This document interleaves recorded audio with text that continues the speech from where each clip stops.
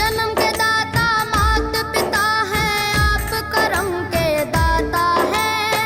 आप मिलाते हैं ईश्वर से, आप ही भाग्य विधाता है, आप ही भाग्य विधाता है। दुखिया मन को, रोगी तन को से जुड़ी है। इंसान अपने धर्म पर आंखें मूंद कर विश्वास करता है क्योंकि उसे लगता है कि यही उसके भगवान का आदेश है। लेकिन कुछ लोग भगवान के नाम पर इंसानों को हमेशा ठगते आए हैं। वे लोग दूसरों के विश्वास का फायदा उठाकर अपनी जिंदगी ऐशो आराम से जीते हैं। तो किशोरी उसे रंग लगाने से मना कर देती है। वो कहती है कि सबसे पहले मैं जे कृष्ण लला को रंग लगाऊंगी और उसके बाद ही पूरे शहर के लोग होली खेलेंगे। फिर करसन उसे बहुत समझाता है कि ऐसा से बड़ा होता है और फिर वो वहाँ से चली जाती है। तभी जे भगवान को रंग लगाते हैं और उसके बाद होली का त्योहार शुरू किया जाता है और सभी लड़कियों में से सबसे पहले किशोरी को रंग लगाते हैं। उसके बाद जे किशोरी को अपनी चरण सेवा के लिए हवेली में आमंत्रित करते हैं। ये देख भाबू और घर के सभी लोग बहुत खुश होते हैं क्योंकि जे ने सभी को छोड़कर चरण सेवा का मौका सिर्फ किशोरी को ही दिया था।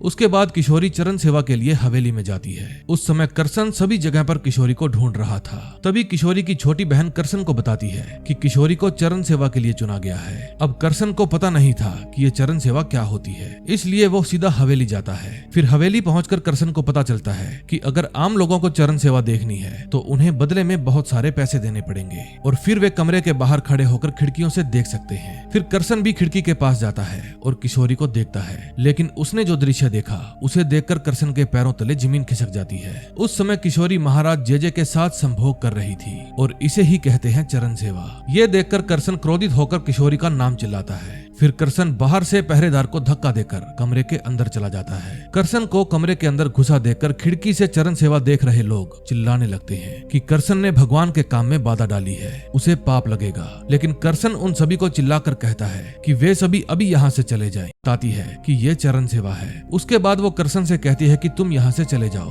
मैं थोड़ी देर में घर आऊंगी। फिर करसन गुस्से में आकर वहाँ से चला जाता है। घर जाकर करसन करसन से मिलने आती है। फिर किशोरी करसन से माफी मांगती है और उसको समझाती है कि ये प्रथा बरसों से चली आ रही है। एक न एक दिन सभी स्त्रियां चरण सेवा के लिए जाती हैं, लेकिन करसन उस पर चिल्लाने लगता है क्योंकि अपने पति को छोड़कर किसी और के साथ ये सब करना प्रथा नहीं पाप है। फिर करसन किशोरी के साथ अपनी सब तो होता ही रहता है। उसके बाद जे किशोरी से कहता है कि आज से वो उसकी खास है और उसकी लाडली है। ये शब्द किशोरी के दिमाग में बस जाते हैं। फिर जे की खास होने की बात सुनकर वो खुश हो जाती है और वहीं पर सो जाती है। जब किशोरी सोकर उठती है तो देखती है जे वहाँ पर नहीं है और आंगन में टहलने लगती है कि चरण पादुका सामने वाले कमरे के बाहर दिखती है। फिर किशोरी कमरे के अंदर जाने ही वाली की खास हो। ये सुनकर तभी किशोरी जब चुपके से दरवाजे के अंदर झांकती है तो उसे पता चलता है कि वो तो उसकी छोटी बहन है जो ना जाने जे ने कितनी लड़कियों के साथ ऐसा किया है।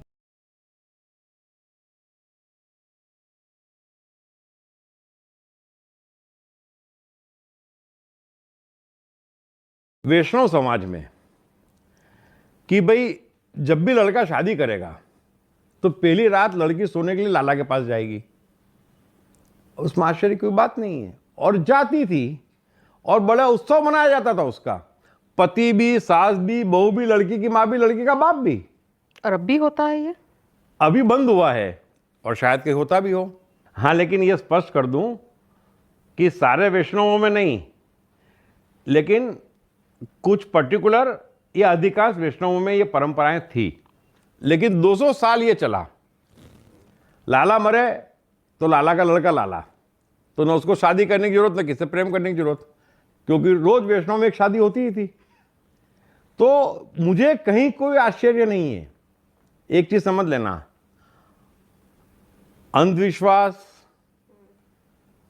टोटके, धर्म, इसमें गिरावट की कोई लिमिट ही नहीं है। और मुझे एक बात मैं स्पष्ट कह दूं, मुझे इसमें रत्ती पर न तो कोई सरप्राइज है ना कर रहा हूं। मेरी जिंदगी हो तो अभी एक लाला परंपरा थी, मालूम होगा, उस पर सीरियल भी बनी थी। एजुकेटेड थी, बड़े घरानों से तो थी ही, जैसे हम चर्चा कर चुके पहले। तो इतनी समझदार औरतें इस हेतु कैसे अग्री हो सकती है? ये समझदार है, कैसे समझदार है ये, मुझे आश्चर्य है। एक चीज़ बताओ कि आपकी शादी हो रही है, लड़की घर में आ रही है और पूरा परिवार मिलजुल के उसे लाला के पास भेज रहा है सुहागरात करने को। अब वैष्णव लोग तो काफी बड़े लोग हैं, नामी लोग हैं, धनवान लोग हैं, तो आपको लगता है समझदार है, पर समझदार ऐसा करते हैं? अभी तुम है, और लोभ जिसको पकड़ता है वो बुद्धिमान नहीं है, वो समझदार नहीं है। तुम्हारी जो परिभाषा है ना कि वेल एजुकेटेड है, बड़ी पोस्ट पे है, बहुत बड़ा बिजनेसमैन है, बहुत बड़ी सेलिब्रिटी है तो समझदार है, उसका समझदारी से कुछ लेना देना नहीं है। भय और लोभ पकड़ता है वो मूर्ख है, और वो मूर्ख कुछ भी कर सकता है, वो पाताल तक गिर सकता है।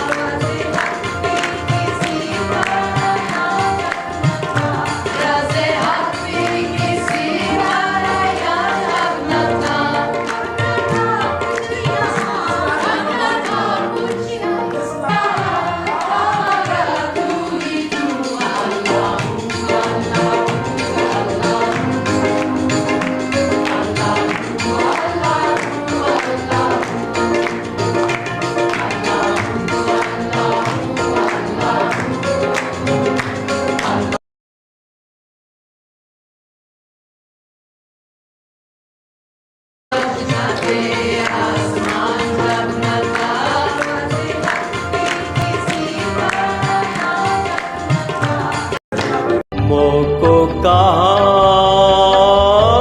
ढूंढे रे बंदे, मैं तो तेरे पास में।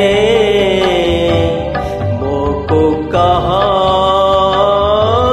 ढूंढे रे बंदे, मैं तो तेरे पास में।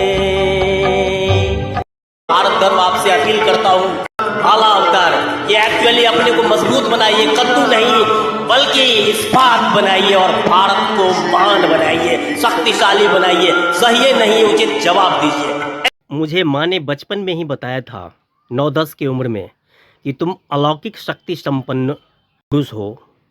9-10 की उम्र में ही बताया था कि तुम्हें बचपन में मुश्किल से 4 से 5 साल की उम्र में एक पागल सांड ने जब तुम्हें सैकड़ों नहीं हज़ारों की भीड़ के बीच में देख लिया तो तुम्हारे सामने में आके शांत हो गया सूंघ के, और सभी आदमी एकदम उंगली दबाए हुए थे कि अब कुचलेगा, अब मारेगा, लेकिन वो सूंघ के इसके बाद चला गया। उसी तरह से एक पगली जो गांव में हरहोर मचाए हुए थे, वो तुमको आकर के प्यार करके चली गई। तुम अलौकिक शक्ति संपन्न हो, और मुझे बचपन में ही पिताजी ने बताया, यानी माँ ने बताया है कि बहुत दिव्य दृष्टि वाले लोगों ने कहा है कि ये भविष्य में देश और दुनिया मानवता के लिए बहुत बड़ा बड़ा काम करेगा। जिसका उम्र पार करने के बाद अपने की समीक्षा करता हूँ सफ़र की, तो देखता हूँ कि माँ ने जो कहा था वो बात एकदम 100% सही निकला कि तुम महाशक्ति का अवतार हो। क्योंकि मैंने अपने सफ़र में देखा कि जिस दुकान पर लोग ग्राहक नहीं जा रहे हैं वहाँ मैं चला जाता था तो ग्राहक लगातार आने लगते थे। जिस टेम्पो पर बैठ जाता था वो खाली था, लेकिन मेरे बैठने के बाद वो भर जाता था। जिस होटल में खाली था, खाना खाने के लिए चला जाता था, वहीं लोग भीड़ लगा देते थे। जिस बिजनेसमैन का काम नहीं चल रहा है उसके दुकान पर चला जाता था, उसका ग्राहक की संख्या लगातार बढ़ने लगती थे। कुछ लोग तो यहाँ तक बताए अपना अनुभव कि हम मेरा कठिन काम था, लेकिन जब जब मैंने आपको बचपन में चाहे कभी भी सफ़र में निकलते वक्त देख लिया तो मेरा जतरा बन गया और मेरा काम संपन्न हो गया। आप वाकई कुछ अलौकिक प्रतिभा संपन्न हो।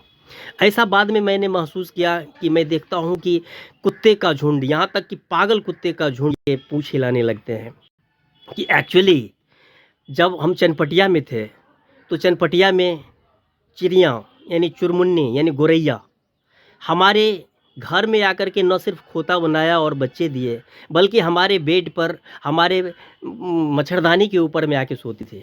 और सबसे अजीब बात हमने देखा कि जब मेरा वहाँ से ट्रांसफ़र हुआ तो 3 दिन पहले से ही उसे एहसास हो गया था। और पहले सिर्फ एक जोड़ा रहता था, लेकिन 3 दिन पहले देखे कि 5-6 आ गया, फिर देखे कि 10-12 आ गया, और जिस दिन निकले उस दिन 200-250 चिड़िया का एकदम झुंड पूरे घर में चाय चाय चाय चाय चाय करने लगा। मैं समझ गया कि हमको विदाई करने के लिए आया है। मैं नम आँखों से उन गोरैयों को विदाई दिया और फिर वहाँ से चला आया। मैंने अभी देखा है खजौली में कि जब तक मैं वहाँ रहा, खजौली में लगातार बुलबुल एकदम निश्चिंत होकर के पति पत्नी और बच्चे हमारे घर में कई बार अपने बच्चों को जन्म दिए और हम पर छोड़ के चली जाती थी कि हमारे बच्चे का परवरिश करेगा। हमने देखा है कि जहाँ भी हम चले जाते हैं, ठूठ पौधे में भी हरे भरे फूल पत्तियाँ खिल करके और फलों से लदने लगते हैं, एंड सो ऑन। और इसके ठीक विपरीत हमने देखा है कि जिसने भी हम पर कुछ गलत किया या फिर गलत सोचा या फिर मारने की भी कोशिश की, मैंने देखा कि टोला से लेकर के, गांव से लेकर के ऑफिस तक, चाहे वो डीएम केपी रमैया हो, चाहे बड़ा बाबू तरुण जी हो, वो तो जेल गया डीएम केपी रमैया, और बड़ा बाबू को पत्नी बच्चे मार करके कुआं में डाल दिए। किसी को कैंसर हो गया, किसी का बेटा सल्फस खा के मर गया, किसी के शरीर में स्वतः आग लग गया, एंड सो ऑन। बड़ी दुर्गति हुई। मैं भगवान से हमेशा प्रार्थना करता रहता हूँ कि भैया ऐसा मत करना, लेकिन हमने देखा है कि ऐसा होता है। मेरे हजारों स्टार मेकर पर फॉलोअर्स हैं जो मेरे गीत को सुन करके कहते हैं कि आप में अलौकिक शक्ति संपन्न है, क्योंकि आप जिस भी गीत को छूते हैं उसकी नेकेड सत्य व्याख्या करके जीवन और जगत के सभी पक्षों को हृदयंगम करा देते हैं। और कुछ लोग कहते हैं कि आप तो मेरे सोलर सिस्टम हैं, तो कुछ लोग कहते हैं कि आप तो मेरे ब्रह्मांड हैं। डीएम सहित कहते हैं कि आप में अलौकिक शक्ति गॉड गिफ्टेड है और आपकी आवाज़ में एक अलौकिक जादू है। आश्चर्यजनक म्यूजिशियन है। कोई कहता है आप मेरी आत्मा की आवाज़ हो, तो कोई कहता है भावना की आवाज़ हो, और कुछ कहता है कि एक्चुअली आपसे सर मैं मिलना चाहता हूँ। और ऐसा कमेंट ये नहीं, हिंदुस्तान के सभी शहरों से तो आते ही हैं। भूटान की राजधानी थिम्पू से देख रहे हैं कि मेरे आप स्टार मेकर भारत निर्मात्री समाज पर देखेंगे तो हजारों थिम्पू से आ रहे हैं, भूटान से, काबुल से आ रहे हैं, अफ़गानिस्तान से, कोलंबो से आ रहे हैं, श्रीलंका से, माले से आ रहे हैं, एंड सो ऑन। तो निश्चित रूप से लगता है कि माँ की बात सही थी कि कुछ ना कुछ गॉड गिफ्टेड है जो हमको मिला है, इसीलिए कि तुम गांधी नेहरू अवतार के रूप में, एक्चुअली देश अरविंद के अवतार के रूप में भारत धर्म के रूप में स्थापित करते हुए भारत को एक महाशक्ति बनाओगे। मुझे ब्रह्म मुहूर्त में मेरे जीवन के दूसरे रूप को दिखाओ और भारत का उद्धार करो। यानी अपील करता हूँ, आइए आज तक हमसे जो प्रेम किया उसकी उन्नति हुई, कोई डॉक्टर बना, कोई कलेक्टर बना, और जिसने भी बाधा पहुंचाया, शूटर से मरवाने की कोशिश की, तो कलेक्टर कम कमिश्नर केपी रमैया जेल गया, किसी का बेटा सल्फस खा के मरा, कोई बड़ा बाबू को पत्नी बेटा मार करके कुआं में डाल दिया, किसी को बच्चा नहीं हुआ, तो किसी को सिलेंडर से स्वतः आग लग गया, तो किसी का ब्रेन हेमरेज हो गया। मैं उस मिशन पर निकला हूँ कि भारत, पाकिस्तान, बांग्लादेश को एक करके विकसित राष्ट्र बना करके भारत को विश्व में वो सम्मान दिलाऊंगा जो एक्चुअली कालिदास के समय में था, चंद्रगुप्त मौर्य के समय में था, अशोक के समय में था।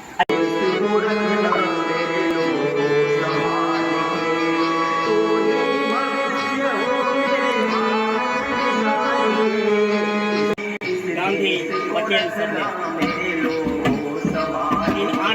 मेरी है और ये फटका रहा है।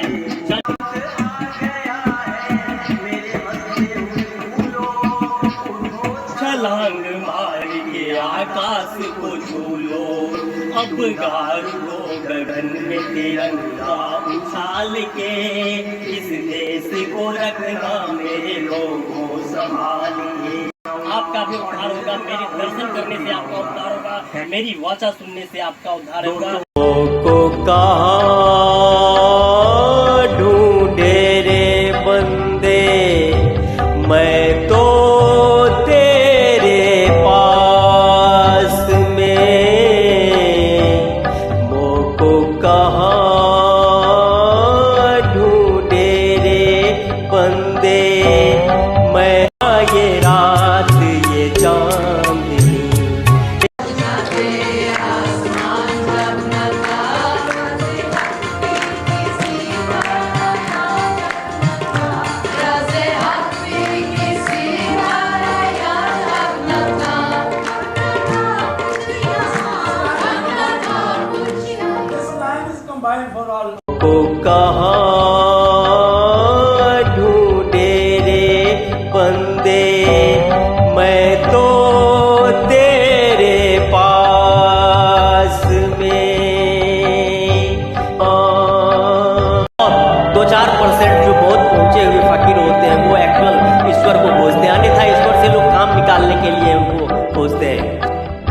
ना तीरथ में ना मूरत में ना एकांत निवास में ना मंदिर में ना मस्जिद में ना काबा कैलाश में मोको कहाँ ढूंढे रे बंदे। हे भगवान, हे अल्लाह ईश्वर, हमरा ई करा दिया, वो करा दिया, ई सफलता दिया, बस यही पूछता है। ना मैं जप में ना मैं तप में ना मैं व्रत उपवास में ना मैं क्रिया कर्म में रहता। मुझे आंख कभी नहीं चाहिए और मोक्ष भी नहीं चाहिए। बार बार भारत में जन्म चाहिए, वो भी वशिष्ठ वंश ब्राह्मण कुल में जन्म चाहिए। अधम ब्राह्मणों की चर्चा चलाई गई। उपाध्याय और चौबे, त्रिगुणायत, दीक्षित और पाठक। शिव भक्त होने के नाते खून खौलना लाजमी है। रितेश ने आगे लिखा, शिवाजी महाराज की विरासत को कमतर दिखाने की ऐसी बेकार कोशिशें बिल्कुल भी बर्दाश्त नहीं की जाएंगी। कोई भी आकर कुछ भी बकवास नहीं कर सकता है।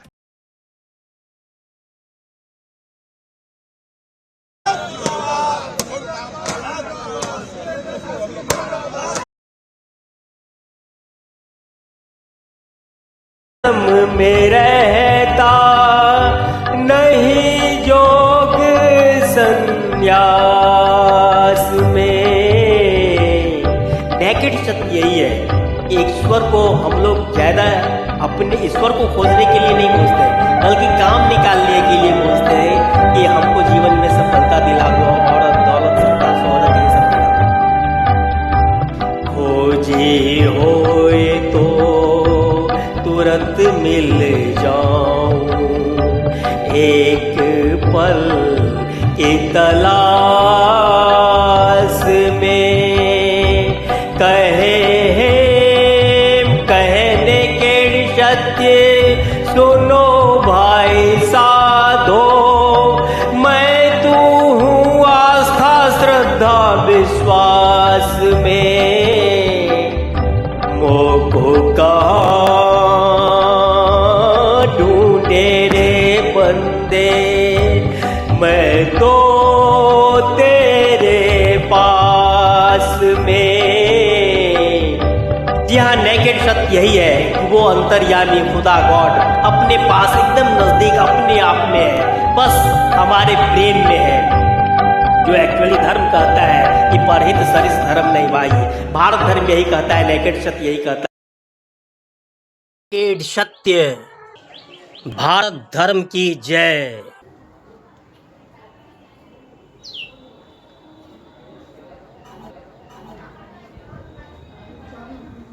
नेकेड सत्य शरण नहीं आयो, नेकेड अब ये फुलसुंगी अपने अंडा को से रही है, 3 अंडा दिया है। मूरख जन्म गवायो रे मन, मूरख जन्म गवायो। जी हाँ, भारत धर्म शरण नहीं आयो तो जन्म गवायो, क्योंकि जिंदगी इंसान का इंसान से हो भाईचारा। जी हाँ, हम आइए अपने पर्यावरण और प्रकृति के साथ तादात्म्य करके एक साथ जियो और जीनो की भावना के साथ एक दूसरे से लेते और देते हुए प्रेम पूर्वक सामंजस्य के साथ रहें। पृथ्वी इतनी छोटी नहीं कि हम लोगों की इच्छाओं की या आवश्यकताओं की पूर्ति न हो जाए, लेकिन हवस यदि हो जाए तो अमेरिका जैसा खूंखार राक्षस पूरे दुनिया को गुलाम बनाने के लिए आतुर है। दोस्तों, मैं सांस्कृतिक प्रधानमंत्री, भारत धर्म अध्यक्ष, भारत निर्मात्री समाज यही कहता है। दोस्तों, मैं आपका सांस्कृतिक प्रधानमंत्री, भारत धर्म अध्यक्ष, भारत निर्मात्री समाज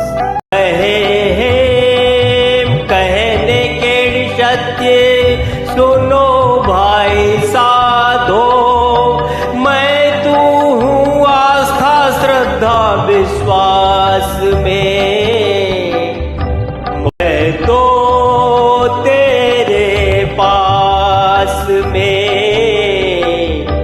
जी हाँ, नेकेड सत्य यही है कि वो अंतर्यामी खुदा गॉड अपने पास एकदम नजदीक अपने आप में है, बस हमारे प्रेम में है। जो एक्चुअली धर्म कहता है कि परहित सरिस धर्म नहीं भाई, भारत धर्म यही कहता है, नेकेड सत्य यही कहता है। आपसे अपील करता है कि आप किसी गुरु के बहकावे में आकर के अपने इस संसार को माया ना कहें, मोह ना कहें, उसके प्रति कर्तव्यों से भागे नहीं, पलायन नहीं करें, कहीं कोई शांति नहीं मिलेगी, क्योंकि आपका पेट आपके साथ है।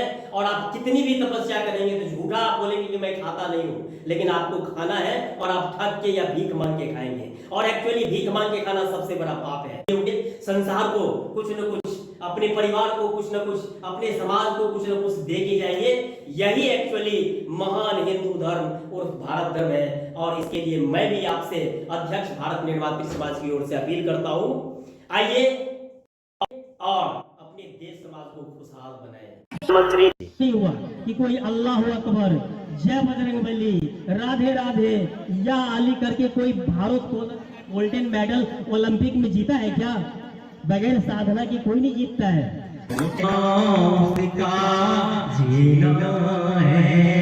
जो जीवन देता है। निर्मात्री समाज का अध्यक्ष हूँ। अभी तक चेक एंड बैलेंस वो संतुलित नहीं रहा है, जिसके कारण मेरा देश बटा था मुस्लिम लीग हिंदू महासभा के आपसी टकराव में। लेकिन भवानी